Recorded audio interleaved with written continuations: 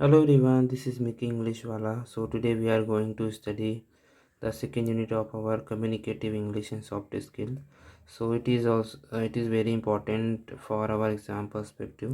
So इस unit को अच्छे से समझना आपके लिए बहुत ज़रूरी है. So firstly we will see the syllabus में क्या क्या चीज़ है उसको देख लेते हैं यूनिट सेकंड में. सो यहाँ पे आप देख सकते हैं यूनिट सेकंड में आपका है बिल्डिंग वोकेबलरी. तो अपना वोकैब कैसे बिल्ड करोगे. Vocab means word power. अपने शब्दकोश को आप कैसे बढ़ाओगे. उसके बाद उसका टेक्निक से किस किस का यूज़ करके आपको अपने वर्ड पावर को इंक्रीज़ करना है. So use of dictionary, building vocabulary through synonyms and antonyms, use of phrasal verbs, idioms and phrases, and last है आपका unseen passage. So that is very easy. But after उससे पहले हमें क्या देखना है. यूज़ ऑफ डिक्शनरी, वोकेबलरी और phrasal verb and idioms and phrases को हमें देखना है. सो आगे चलते हैं.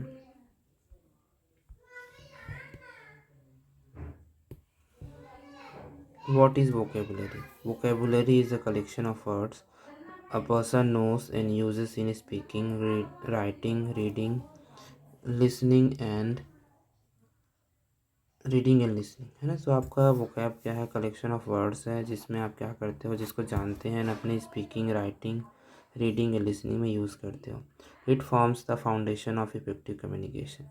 सो अगर आपके पास बहुत अच्छा वर्ड पावर है तो अपना जो कम्युनिकेशन है इफ़ेक्टिव होगा और आपका जो मैसेज डिलीवर करना है, जो भी आप मैसेज डिलीवर करोगे बहुत अच्छे से आप उसको डिलीवर कर पाओगे. सो टाइप्स ऑफ वोकेबलरी यहाँ पे फर्स्ट है receptive and second is productive. तो रिसेप्टिव वोकैब क्या होता है. वर्ड्स रिकॉग्नाइज्ड वाइल रीडिंग और लिसनिंग. सो ऐसे वर्ड्स जिसको हम क्या करते हैं. रिसेप्टिव वर्ड से क्लियर है कि रिसीव करना है ना, कि कोई भी वर्ड आप जब रिसीव करोगे उसको हम क्या बोलेंगे, रिसेप्टिव बोलेंगे. जैसे रीडिंग करते हैं तो क्या होता है, कोई राइटर कुछ लिखा रहता है उसको हम रिसीव करते हैं. एंड लिसनिंग में क्या होता है, कोई पर्सन कुछ बोलता है तो उसको हम सुनते हैं, मतलब हम रिसीव कर रहे हैं. तो उसी से वर्ड बना है रिसेप्टिव. तो ऐसे वर्ड्स जिसको हम पढ़ते हैं और लिसनिंग करते हैं उस टाइम पे जो वर्ड्स मिलेंगे उसको हम रिसेप्टिव बोलेंगे. उसके बाद सेकेंड है आपका प्रोडक्टिव. प्रोडक्टिव क्या है. प्रोडक्ट मतलब प्रोड्यूस करना है. इस वर्ड से बना है कि आपका कोई भी चीज़ आप प्रोड्यूस करोगे. तो प्रोड्यूस कैसे. Words actively use in speaking and writing. जैसे आप स्पीकिंग करोगे आप वर्ड्स निकालोगे है ना. एंड उसके बाद राइटिंग करोगे तो क्या करोगे, अपने वर्ड्स को आप राइट डाउन करोगे. सो इसमें आप क्या करें, वर्ड्स को प्रोड्यूस कर रहे हैं. So it is called productive vocabulary. Next slide. Types of vocabulary और क्या क्या इसमें देखते हैं. फर्स्ट है आपका active words used in daily conversation and writing. आपका जो डेली यूज़ में जो भी वर्ड्स वो आपका क्या कहलाएगा, एक्टिव वोकेबुलरी. फिर है सेकंड आपका पेसिव. सो पेसिव वोकेबुलरी क्या है. Words understood but not commonly used. ऐसे वर्ड्स जिसको हम जानते हैं बट अपने कॉमन लाइफ में उतना यूज़ नहीं करते, मेरा डेली यूज़ में वो वर्ड्स यूज़ में नहीं आता है. फिर नेक्स्ट आपका अकेडमिक में क्या होगा. ऐसे वर्ड्स जिसको हम टेक्स्ट बुक या फॉर्मल कम्युनिकेशन में यूज़ करते हैं. Words used in text books and formal communication.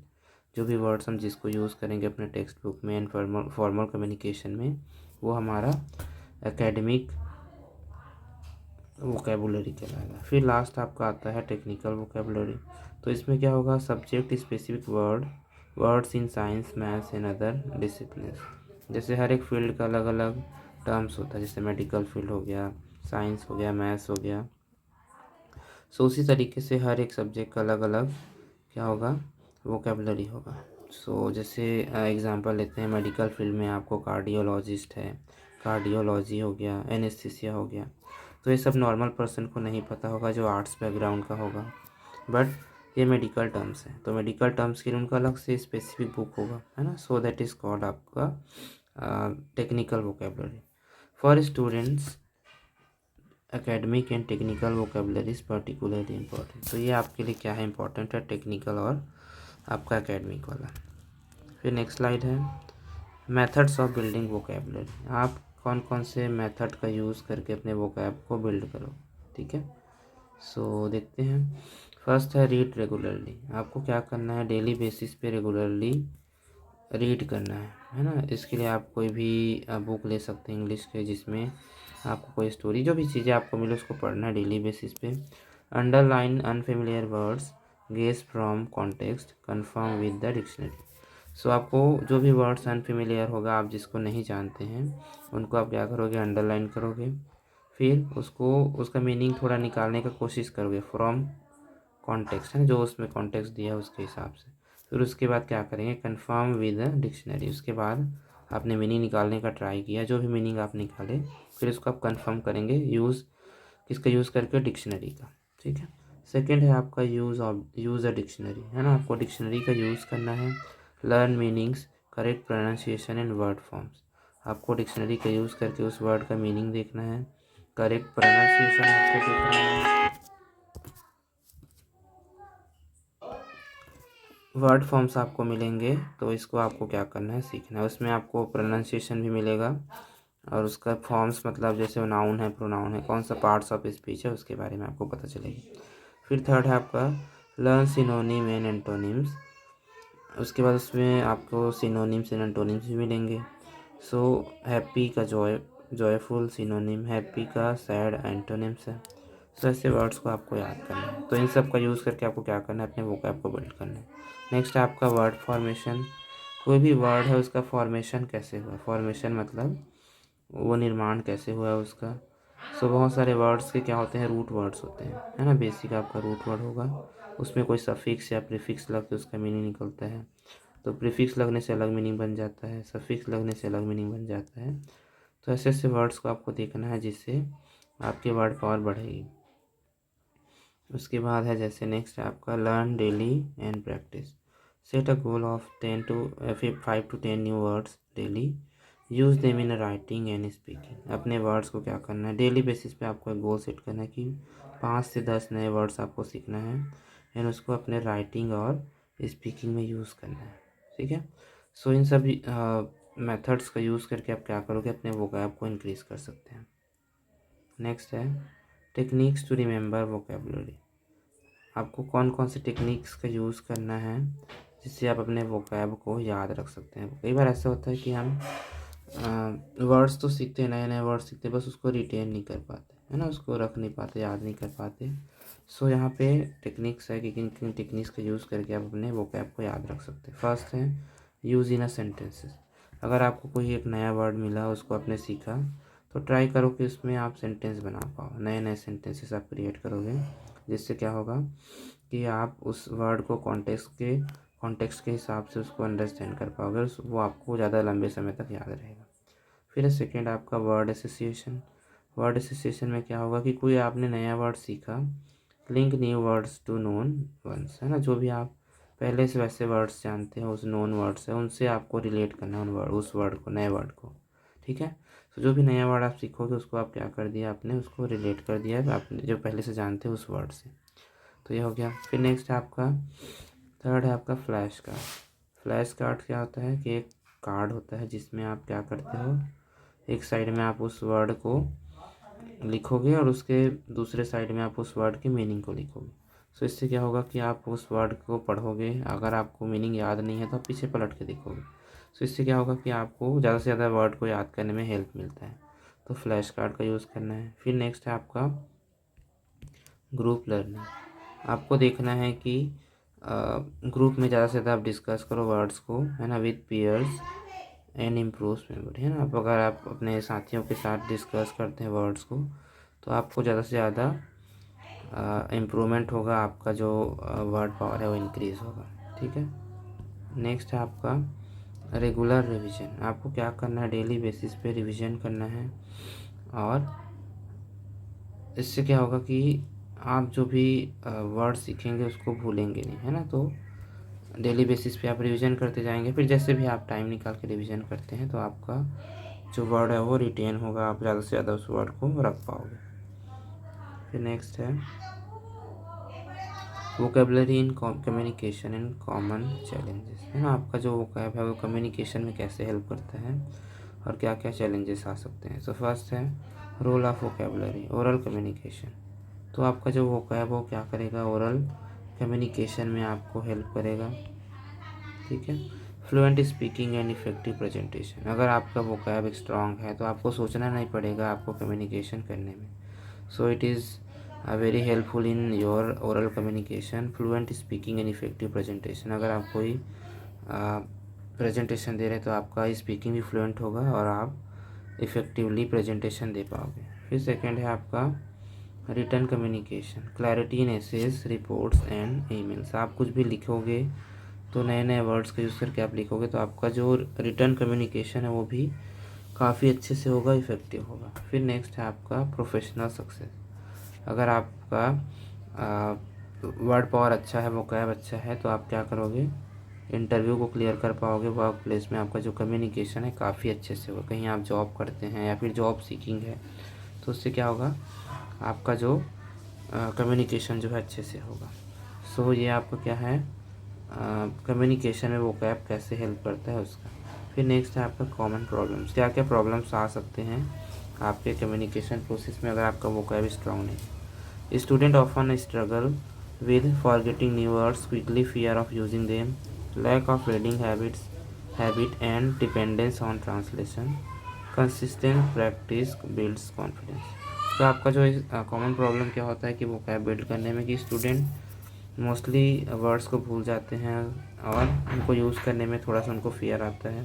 साथ ही सारे स्टूडेंट का हैबिट नहीं होता कि वो रीडिंग करते हैं और लास्ट में हर एक चीज़ को क्या करते हैं, ट्रांसलेट करके देखने का कोशिश करते हैं। तो ऐसा नहीं करना है और आपको कंसिस्टेंट प्रैक्टिस करना है, दैट बिल्ड्स योर कॉन्फिडेंस। फिर है प्रैक्टिकल एक्टिविटीज़ जिसका यूज़ करके आप क्या कर सकते हो, अपने वर्ड पावर को इंक्रीज़ कर सकते हो। फर्स्ट है word of the day practice, daily basis पे एक वर्ड ऑफ द डे जिसमें हर दिन में आपको एक वर्ड नया देखना है कि ऐसा कौन सा वर्ड है जिसको आपने सीखा। सो इससे क्या होगा, डेली बेसिस पे आपको नए वर्ड्स मिलेंगे। सेकंड है vocabulary quizzes and cross word puzzles, है ना। वोकेबलरी क्विजेस आपको सॉल्व करना है, साथ ही क्रॉस वर्ड पजल्स आता है, ऐसे ब्लॉक्स बन के उसमें आपको उस वर्ड को डालना रहता है, तो उसको भी आप प्रैक्टिस कर सकते हैं। नेक्स्ट है आपका ग्रुप डिस्कशंस एंड डिबेट्स, आपको ग्रुप डिस्कशन में पार्टिसिपेट करना है, साथ ही डिबेट्स वगैरह में भी आपको पार्टिसिपेट करना है। तो इन सब प्रैक्टिकल एक्टिविटीज़ का यूज़ करके आप अपने वोकैब को क्या कर सकते हैं, इंक्रीज़ कर सकते हैं।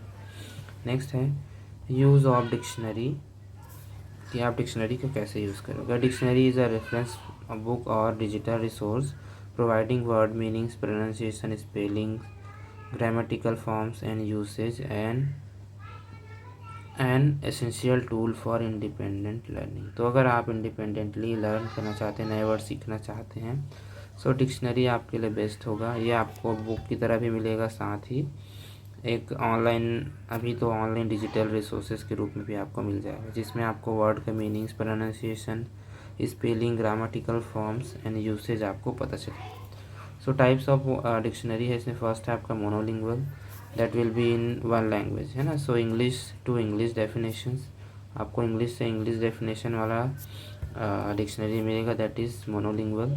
Second is bilingual, so bilingual will be, there will be two language, है ना, two languages, that is English to Hindi.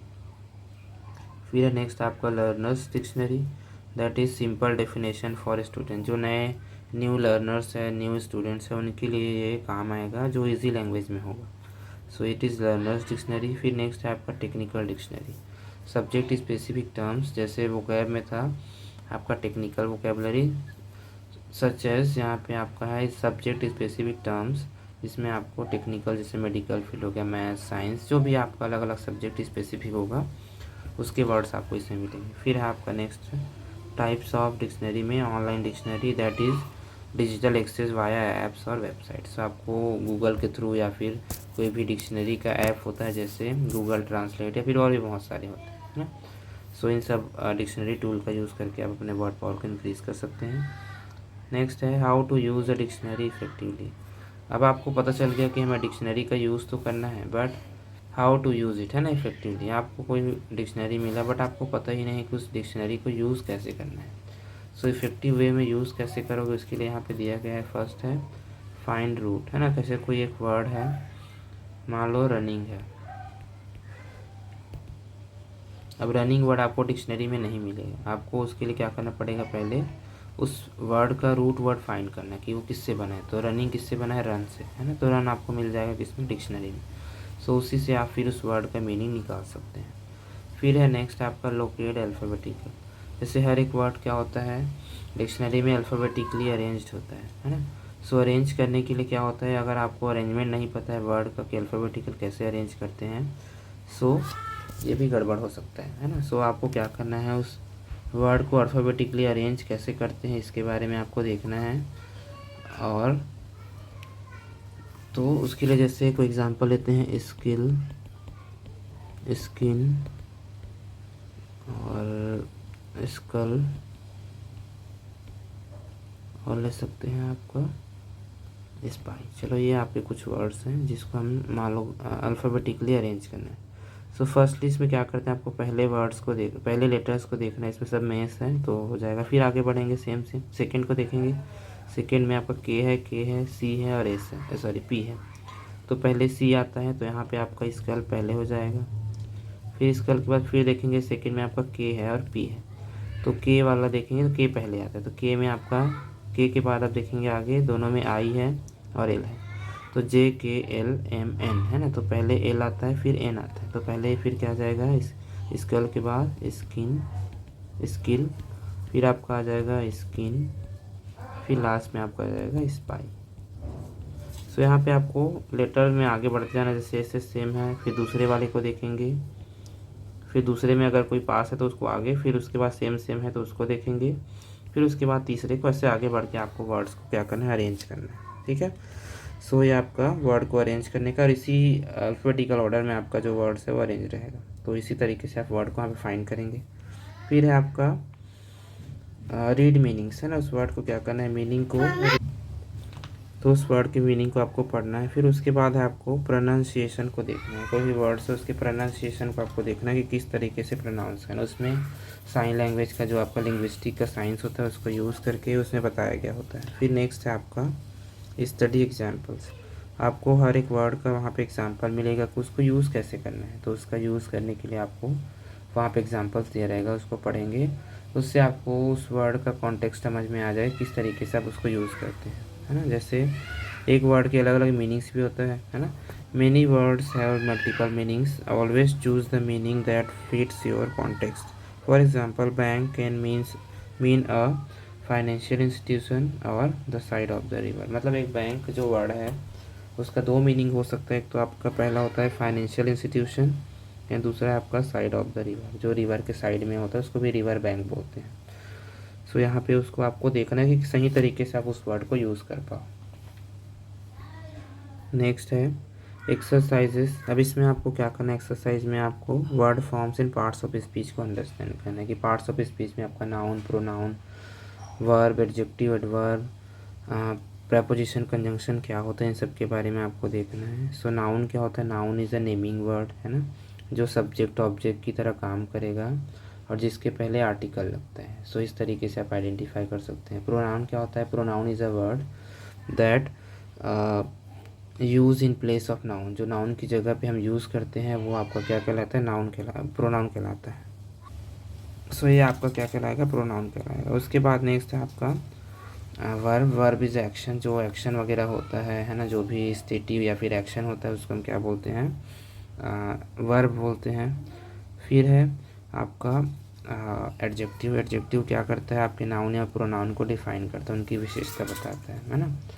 The word which define noun and pronoun is called adjective. So adjective क्या करेगा, आपका noun या pronoun की विशेषता बताएगा, add something about noun and pronoun. उसके बाद आपका आता है एडवर्ब्स। तो एडवर्ब क्या करता है, एडजेक्टिव वर्ब और खुद एडवर्ब की विशेषता बताता है ना, फिर उसके बारे में कुछ एक्स्ट्रा ऐड करता है उस, तो दैट इज़ एडवर्ब। उसके बाद है आपका प्रेपोजिशन। ये क्या करता है, प्री पोजिशन है ना। प्री पोजिशन में आपको क्या होगा, किसी वर्ड की पहले लगता है नाउन प्रोनाउन की और उसकी पोजीशन बताता है। फिर है आपका नेक्स्ट कंजंक्शन। कंजंक्शन क्या करता है, जोड़ने का काम करता है। सो ये आपके word to word, clause to clause, phrase to phrase, इन सबको जोड़ने का जो काम करेगा वो आपका कंजंक्शन कहलाएगा। सो इसके लिए नाउन या pronoun, noun, verb, adjective, adverb, इन सब के लिए कुछ ना कुछ सफिक्स होता है। तो सफिक्सेस का यूज़ करके आप क्या करते हो, वर्ड का फॉर्मेशन करते हैं। इससे आप आइडेंटिफाई कर सकते हैं। अगर आप इसको गूगल में सर्च करेंगे तो आपको वो सफिक्सेस मिल जाएंगे जिसका यूज़ करके आप इसको चेंज कर सकते हैं, फिर पहचान सकते हैं। जैसे कम्युनिकेट एक वर्ड है आपका, वर्ब। कम्युनिकेट मतलब कम्युनिकेट करना।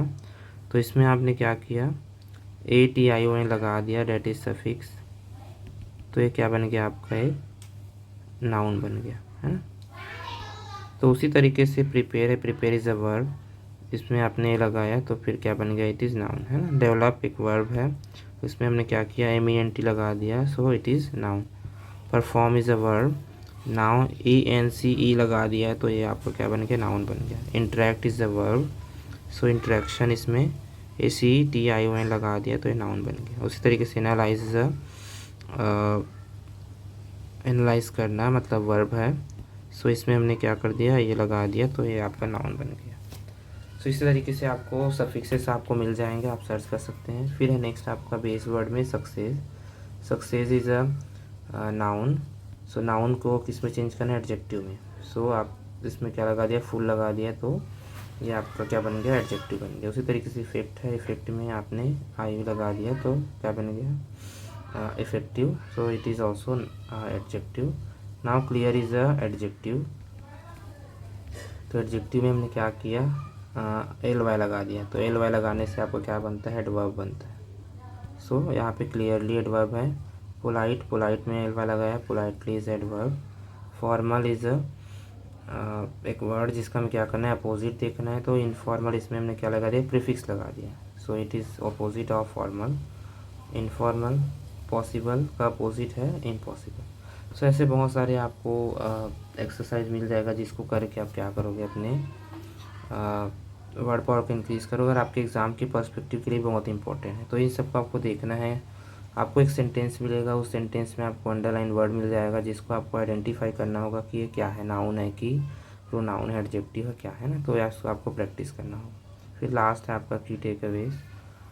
बिल्ड डेली, आपको रेगुलरली रीड करना है। Learn 5 to 10 words daily and receive consistently, आपको रिवाइज कंसिस्टेंटली, आपको रिवाइज करना उस वर्ड को डेली बेसिस पे। फिर है communicate better, strong vocabulary boost in fluency, confidence in career success, है ना। आपको अच्छे से कम्युनिकेट करने में मदद करता है। Use a dictionary, daily basis पे आपको डिक्शनरी यूज़ करना, जो भी नए वर्ड्स मिलेंगे उसका meaning, pronunciation, synonym and always practice new words in a sentence, है ना। डेली आपको नए नए वर्ड्स को सीखना है। फिर लास्ट है कंसिस्टेंसी इज़ द की। जैसे कि आपको पता है कि डेली बेसिस पर अगर आप कंसिस्टेंट मेहनत करोगे तो आपका वोकैब बढ़ेगा, आपकी वर्ड पावर बढ़ेगी। Vocabulary growth is a continuous journey, every word learn is a step toward more effective communication. अगर आप डेली बेसिस पे नए नए वर्ड सीखते हो, और वोकेबलरी बिल्डिंग क्या है, कंटिन्यूस प्रोसेस है ना। तो इससे क्या होगा कि आपका जो जर्नी चलेगा और इससे आप नए नए वर्ड सीखोगे जो आपके कम्युनिकेशन को इफ़ेक्टिव बनाएगा। सो इसके लिए आपको ये तो आपका यूनिट सेकंड का फर्स्ट पार्ट है। सेकंड वीडियो आपका आएगा, इससे रिलेटेड कुछ भी डाउट होगा, क्वेश्चन होगा तो आप कमेंट ज़रूर करेंगे। सो डेफिनेटली मैं उसका रिप्लाई करूँगा, या फिर बनेगा तो उसका अलग से वीडियो बना के मैं ज़रूर अपलोड करूँगा। So thank you so much for watching this video and definitely wait करिए सेकेंड पार्ट के लिए। Thank you so much.